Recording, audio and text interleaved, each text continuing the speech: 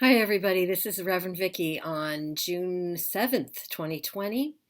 And I just wanted to check in with you all after checking in with members of the congregation today at a conversation we had as part of our Zoom coffee hour.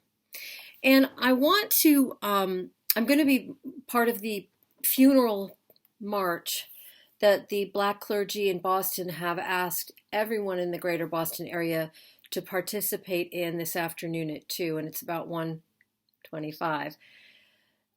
So while things are fresh on my mind, I want to say them to you, to my church. Um, the first thing is that I believe we need to engage. I think I said this in my sermon this morning. We need to engage in a very intentional, congregation-wide learning and transformation process around white supremacy. And I want to set some goals for that right now, based on what I know about where a lot of liberal white people are right now and where I understand, while being very much in process myself, where I understand we need to be and some of the key aspects of how we are moving, what kind of understanding and commitments we are moving toward. A little bit of history. A lot of you were active during the civil rights era. And that's valuable experience, and it gave you a perspective, and it granted you an important insights into racism in America, and more than anything, it filled you with a passion for racial justice. So you got involved at that point. And then there are people who got involved, later in the 60s and after that. And then when I came into ministry in the 80s and in the 90s, we were working on something we called Journey Toward Wholeness. And that process, that was a Unitarian Universalist organization, UUA initiative. And that process focused a lot on what I would call very basic beginner conversations around race. And it was very centered on white people's feelings and white people's trying to confront their own experience and implicit bias and those kinds of things. At this point, at this moment, we really can't center white people's feelings. And we can't keep focusing on white people's experiences and I say this really with love, white people's defensiveness and what's called white fragility. So as we do the work, we have one of our commitments as part of ECHO is that the people of color, the people closest to the pain, lead the work, which means that I need to, even though I think of myself as like a smart person and I like to engage and all of those things, I have a lot of thoughts and opinions, feelings and ideas. I need to pull myself back and make more room for especially Black voices and Black leaders, and stop interrupting, stop having great ideas, stop needing to talk about my feelings, stop trying to ask any of them or sort of I stop needing affirmation that I'm a good white person, right? That I'm an ally. These are things that are really important for us to reach as goals. That we become spiritually and emotionally resilient and mature enough beings that we can deal with our own feelings of being not the most important person in the room. That's part of dismantling white supremacy. As I've said many times, white supremacy isn't just the hoods and the torches on the lawn. White supremacy is a whole range of cultural assumptions, biases, prejudices, right? That look at everything from literature to music to food to the way people dress, and looks at some styles and some of that as respectable and others as kind of, lesser than or whatever, euphemisms people like to use, street, ghetto, ethnic, when what they really mean is not European, not white. So So we're going to be working on dismantling white supremacy in here and out there, which brings me to, I guess, my third point. Maybe it's the second or third point. We need at this time, as we do our inner work and learn, we need to make ourselves available for the work of social justice. And we can do that from at home. We can do that from quarantine.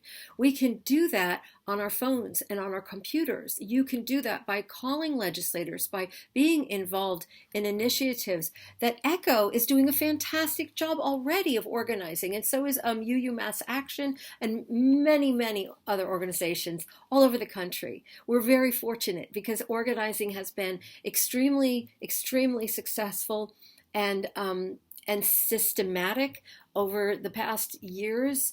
People have been organizing for a very long time. And if you aren't one of them, and I don't think any of us are like at the very center of that, although we've been involved, you already know how much there is to do, how much structure there already is behind our efforts.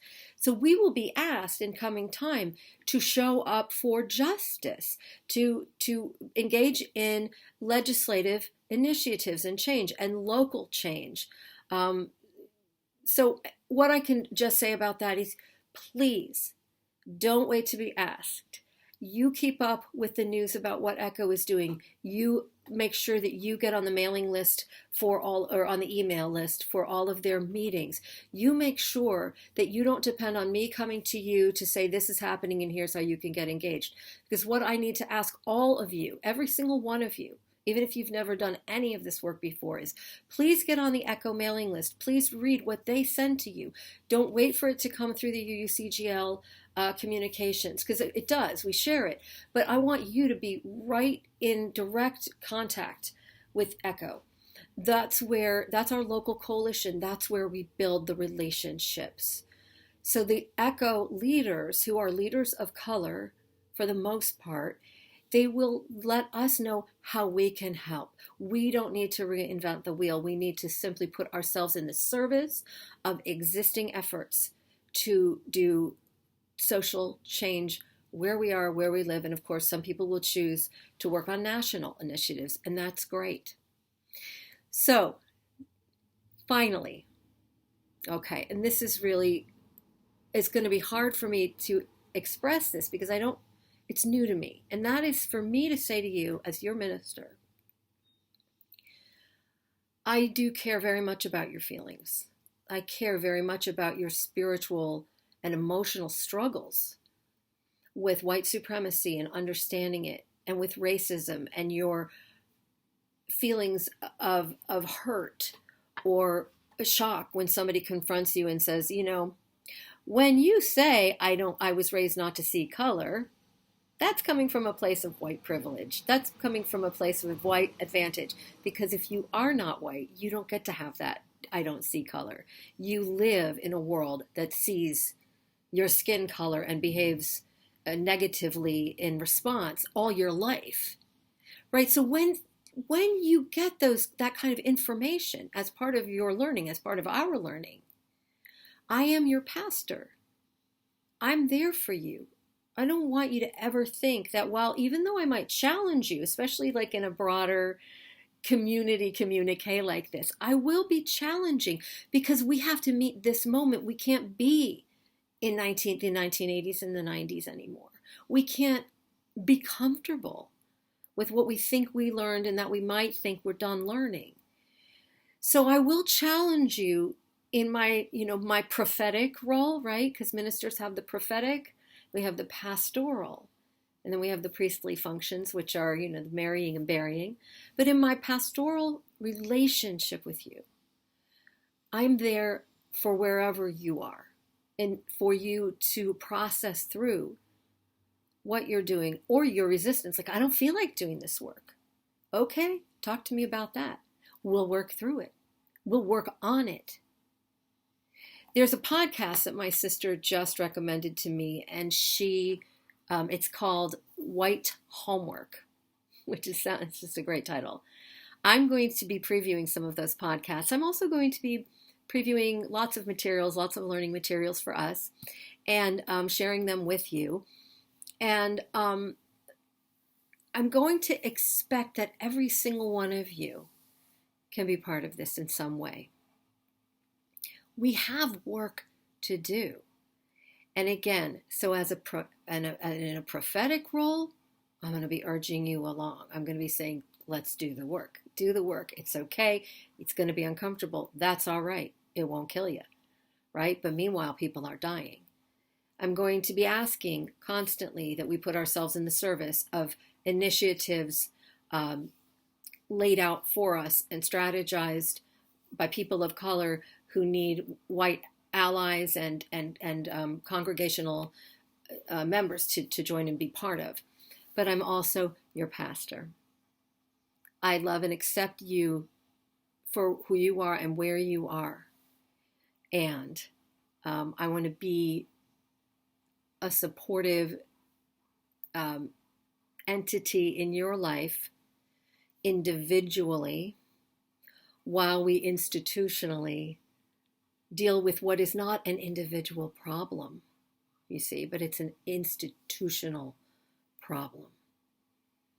That's why when we talk about individual good police or bad police, or, during the clergy sexual abuse crisis, good priests or bad priests, that doesn't matter. What matters is systems, what we see in systems, what we see in institutions. And that's what we are going to be working to transform, to make more just, to make more safe, to make more life-giving for all of us. All right? Thank you for listening. Thank you for watching. Please be in touch, and we will do this work together.